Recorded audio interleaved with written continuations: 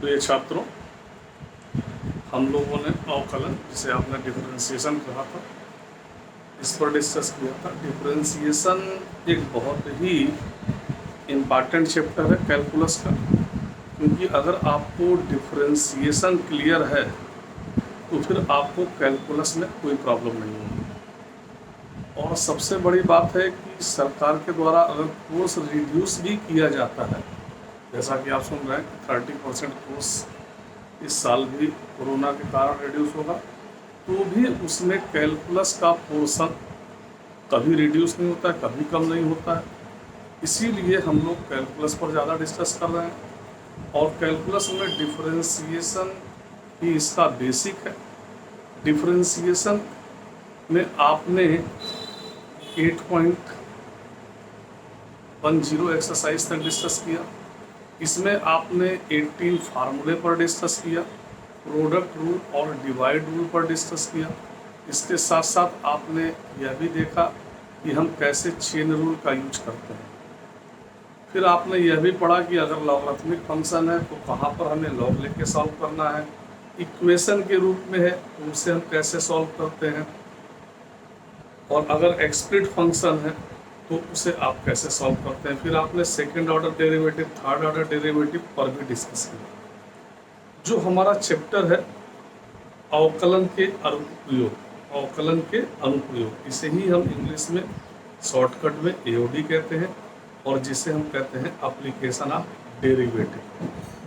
Application of derivative बहुत ही ज़्यादा important है। इनमें डिफरेंशिएशन के ही फार्मूले यूज होंगे, इसलिए सभी स्टूडेंट को डिफरेंशिएशन के फार्मूले याद होना चाहिए। अगर किसी स्टूडेंट को नहीं याद है तो वह याद कर ले, क्योंकि बिना डिफरेंशिएशन के चैप्टर सॉल्व नहीं होगा।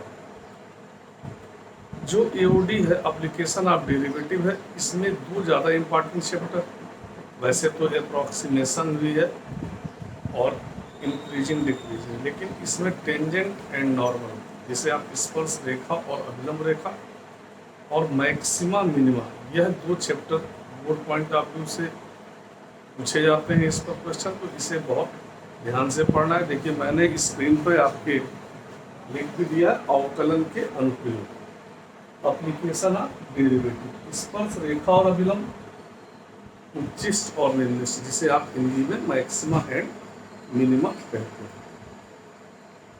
आपको फर्स्ट ईयर में कॉनिक्स पढ़ा, आपने सांको पढ़ा। देखिए टेंजेंट एंड नॉर्मल के दो मेथड होते हैं, एक को डिफरेंशिएशन से भी सॉल्व करते हैं और दूसरा आपका एक कोऑर्डिनेट मेथड होता है। मैं आपको पूरा प्रयास करूंगा कि दोनों मेथड हो, जिससे, क्योंकि कंपटीशन में सवाल दोनों मेथड से आते हैं। पहले यह जब आपका फर्स्ट पेपर और सेकंड पेपर हुआ करता था तो टेंजेंट एंड नॉर्मल दो जगह होता था, कैलकुलस में भी और कोऑर्डिनेट में। तो आपको दोनों मेथड जानना है, क्योंकि आपको आगे चलकर कोई ना कोई कंपटीशन भी देना है। इसके लिए आपको सर्किल, पैराबोला, इलिप्स, हाइपरबोला के इक्वेशन याद होने चाहिए, उनका पैरामीट्रिक फॉर्म आना चाहिए। आज मैं हल्का सा उसको रिवाइज करता हूँ, आप इसे कॉपी करें।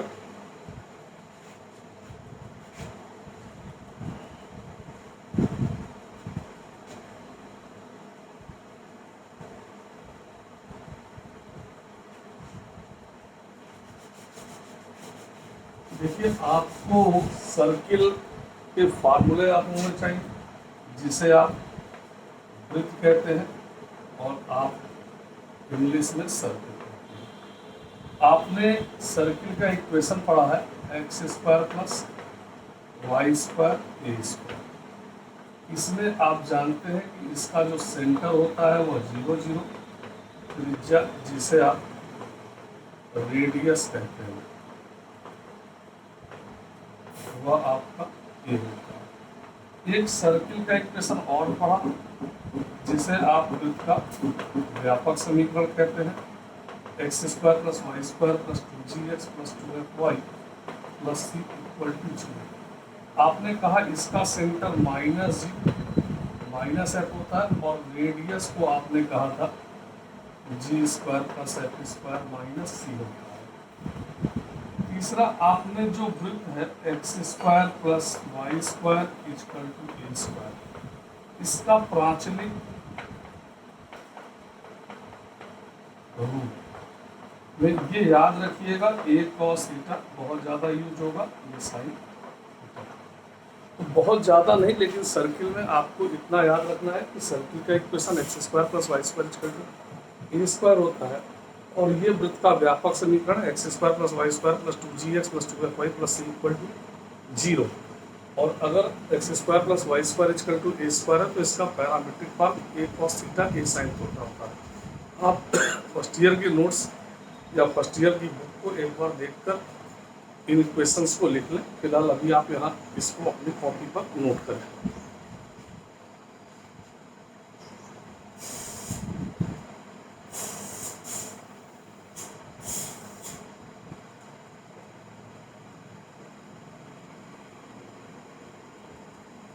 सर्किल के बाद हम लोग बात करेंगे परवलय की, जिसे आप पैराबोला कहते हैं।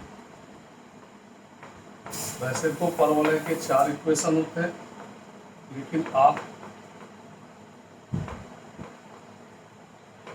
ये इक्वेशन याद करें, parabola y square equal to 4ax होता है। और अगर आप इन डिटेल जानना चाहते हैं तो आप फर्स्ट ईयर की बुक में देखें, आपने पैराबोला का शीर्ष, नाभि और नेता पढ़ा था। इस पर क्वेश्चन बहुत सारे आते हैं। ये पैराबोला है। अब देखिए, परवलय Y square equal to 4ax का जो प्राचलिक रूप है वो आप जानते हैं at स्क्वायर कॉमन 2a। इसके बाद आपने इन इक्वेशनों से आप पहचान सकते हैं जिसे आप इलिप्स कहते हैं। ये इक्वेशन किसका है? इलिप्स का। तो अगर हम कहें इसका प्राचलिक रूप क्या होगा, तो ये आपको याद रखना है क्योंकि इसकी जरूरत हमें पड़ेगी। तो इसका प्राचलिक रूप होता है a cos pi b sin पाई। इसे आप नोट करें। अगर कोई कंफ्यूजन है तो आप फर्स्ट ईयर की बुक जरूर देखें और कॉनिक सेक्शन को आप ध्यान से पढ़ें, क्योंकि कंपटीशन में ये बहुत ज़्यादा पूछा जाता है। अगर आपके पास कोई कॉम्पिटिटिव बुक है तो उसको भी आप पास करें।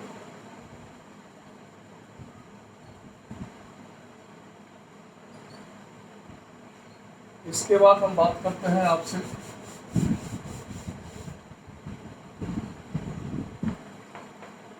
अति परवलय, जिसे आप हाइपरबोला कहते हैं। इसके इक्वेशन से सभी स्टूडेंट परिचित हैं। X square upon a square minus y square upon b square होता है। इसका जो प्राचलिक रूप है वो a sec pi b tan पाई होता है। इसे आप नोट करें।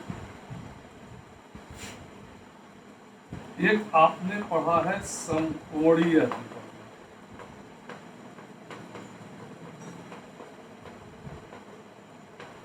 एक समकोणीय अतिपरवलय x square minus y square a square होता है।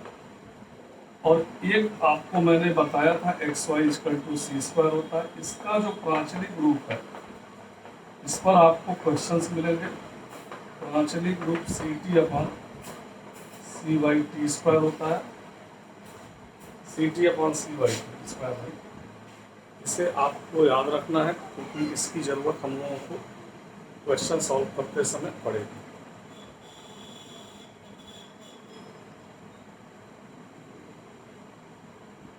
आप टेंजेंट का मतलब समझते होंगे। टेंजेंट का मतलब स्पर्श रेखा, ऐसी जे रेखा जो कर्व को किसी एक बिंदु पर स्पर्श करते हुए जाए, टच करते हुए जाए, उसे हम टेंजेंट लाइन कहते हैं।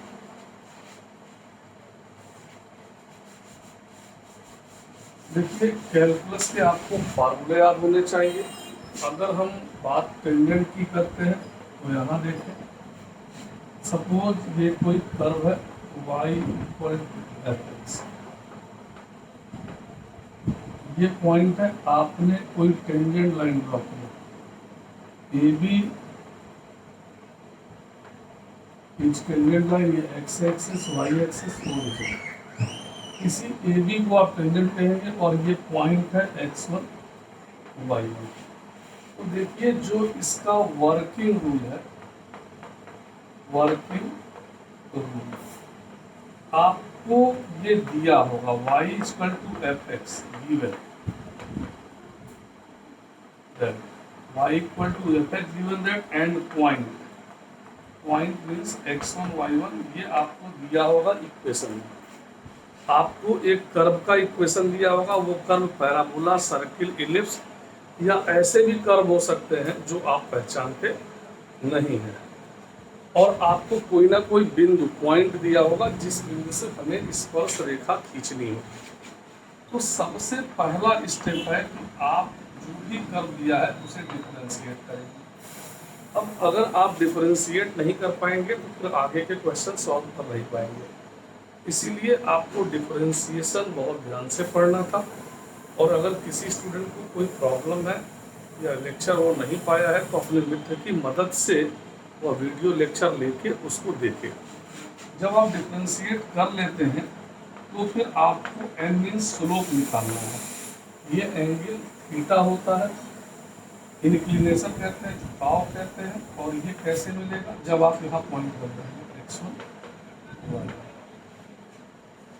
इसके बाद आपको चौथा पॉइंट क्या है, आपको अगर स्पर्श रेखा का समीकरण, स्पर्श रेखा का समीकरण जब आपको ये मिल जाएगा तो y minus y1 small n x minus x1, आप अगर ये स्मॉल एन की वैल्यू जो भी आएगी यहाँ रख देंगे और x1 y1 जो पॉइंट दिया रख देंगे, तो आपको जो इक्वेशन मिलेगा वह टेंजेंट होगा, लाइन होगा। इसे आप कॉपी करें।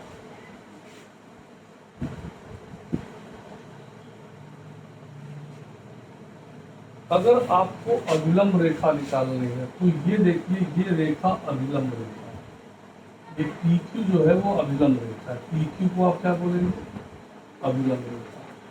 तो स्पर्श रेखा और अभिलंब रेखा की खास बात है कि इनके बीच का कोण 90 डिग्री होता है, यानी आप ये कह सकते हैं कि स्पर्श रेखा और अभिलंब रेखा परस्पर लंब होती है।